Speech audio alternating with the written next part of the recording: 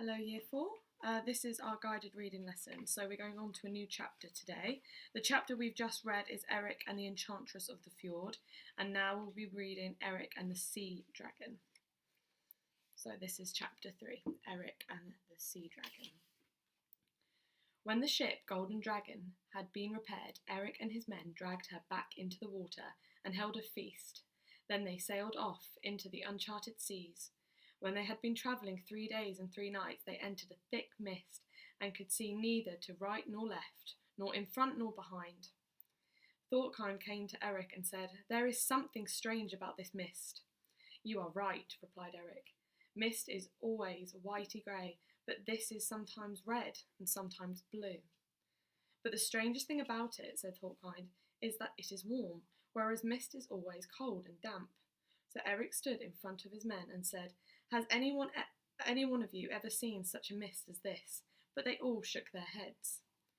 Just then they heard the most terrible clap of thunder right over their heads, and the whole boat shook with the sound, and the men trembled as the thunder rolled on and on above them. Thorkind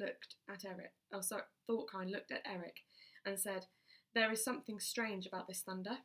"You are right," replied Erik. "Thunder always follows the lightning, and yet we have no lightning."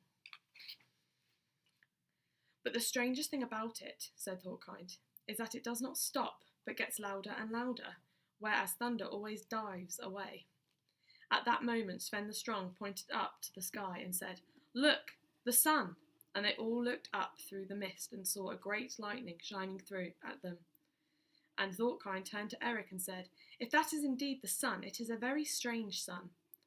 Erik said, "You are right. I have never seen the sun with black spots right in the middle, like that, nor have I seen the sun moving through the sky, first one away, and then the other."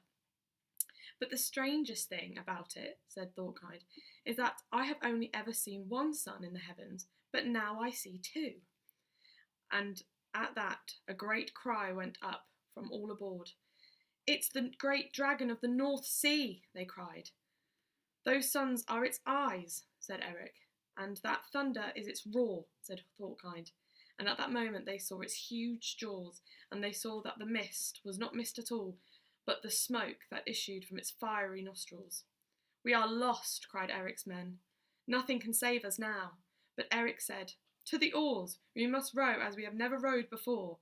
And they leapt to the oars, but try as they might, they could not escape, for the dragon of the North Sea opened its mouth and began to suck the waters down its great fiery throat, and the ship was carried back twice as fast as they could row forwards. When Erik saw it was no good, and that the sea dragon was upon them, he turned to Ragnar Forkbeard and said, "What shall we do?" "Has it come to this?" Ragnar Forkbeard did not answer, but white as a sheet he ran to the sleeping quarters. "Has it come to this?" asked Erik, "that Ragnar Forkbeard has lost his courage and his tongue?" And as he spoke, the sea dragon loomed over the ship, and a jet of flames licked across the deck, and the men ran here and there, putting out fires. Just then Ragnar Forkbeard reappeared carrying 2 bolsters, and he says, "I have lost neither my courage nor my tongue." And with that he strapped the bolsters on his back and started to climb the mast. Sven the Strong turned to Erik and said, "Ragnar Forkbeard has not lost his courage or his tongue, he has lost his wits." Just then they heard a fearful noise, and they spun round to see the great sea dragon take the stern post in its mouth and snap it in two with its teeth.